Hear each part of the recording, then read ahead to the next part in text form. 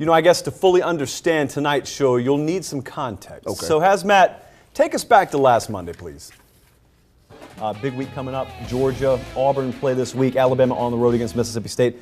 Oklahoma beats Baylor Saturday, so that'll be fun to watch. Yeah. Oklahoma, the team nobody's talking about except the two of us in the Big 12. Right. It's amazing how they have the best defense and the best running game, and nobody cares about them. Oklahoma, though. I mean, I fully believe, as you do, not only is that the best team in the Big 12, I think they're going to win the Big 12. And the fact that so many people are excluding them entirely from the conversation gives me more and more confidence that we're on the right side here. Yeah, now the fact that Baylor was and is fool's gold has been a theme on this program all season. If you watch, you know that. Even as columns, Mr. Rivers, of this nature were being written by our national friends from early October.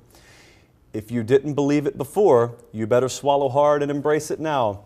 The days of defense dictating championships are over. For decades, the thought process of winning football revolved around imposing your defensive will on the opponent while dictating tempo and style of game. But suddenly, this tried and true formula has been turned upside down, replaced, Mr. Rivers, by a simple philosophy that brilliantly puts the onus of winning football on offense. The very thought of this makes old football minds want to puke, when in reality it should make everyone rejoice. The game is now more than banging heads and trading blows.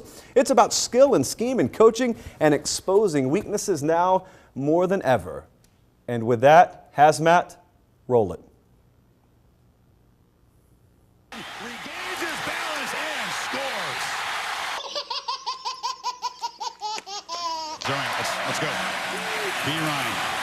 Keeps it, pulls it. Full me, full the defense. Touchdown, Oklahoma.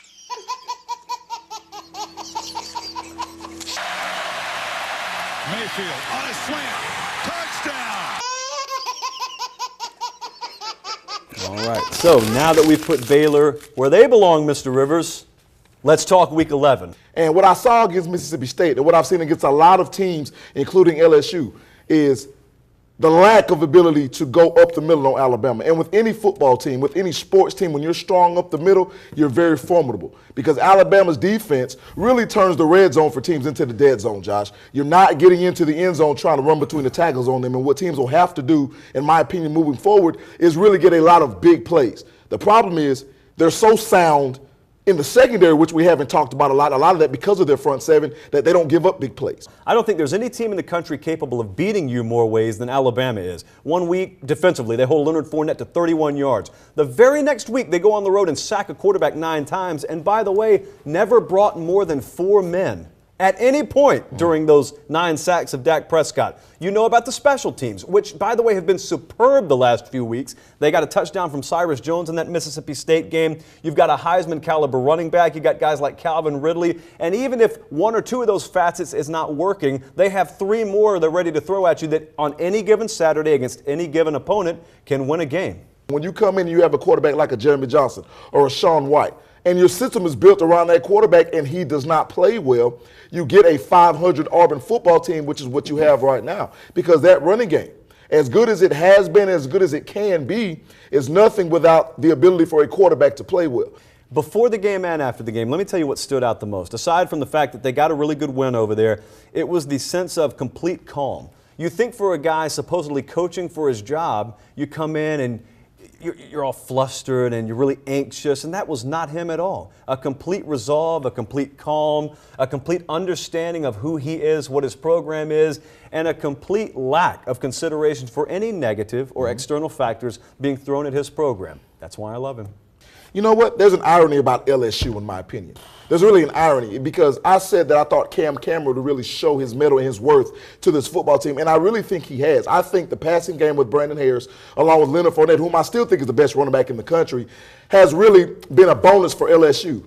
But now what is lacked?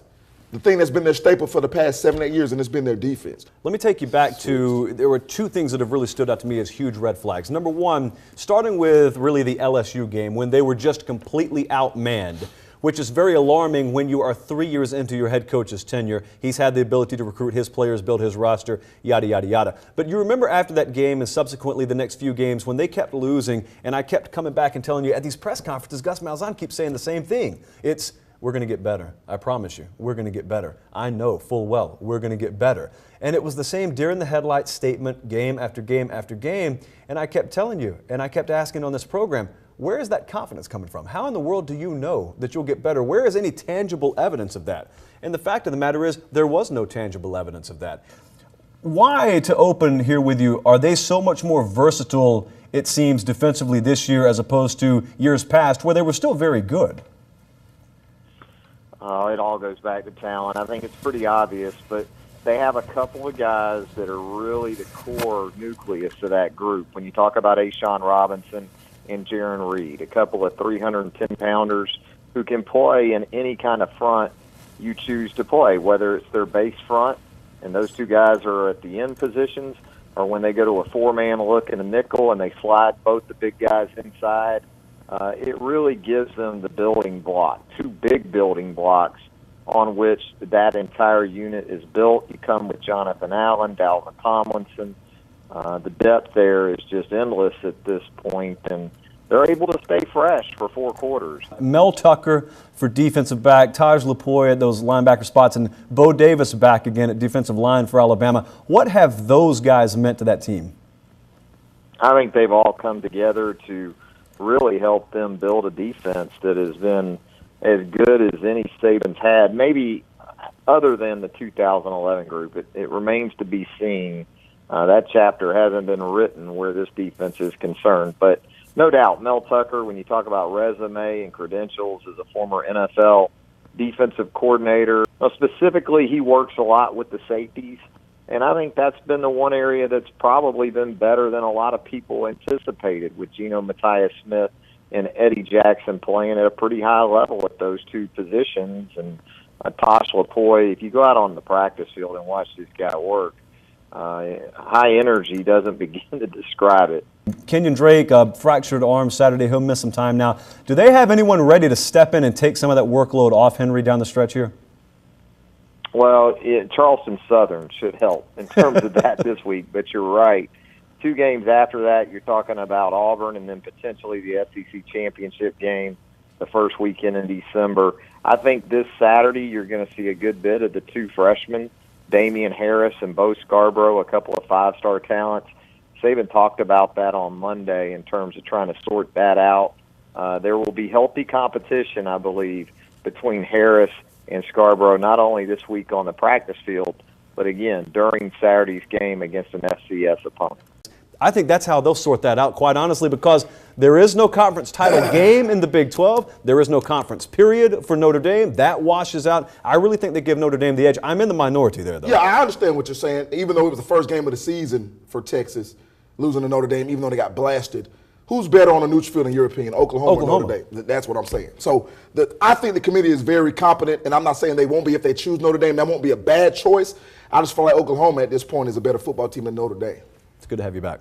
Word, man. Appreciate you. Jonathan Rivers, the best new director in the business, has Matt. I'm Josh Pate. For everyone else here, thanks for watching Football Nightly Down South.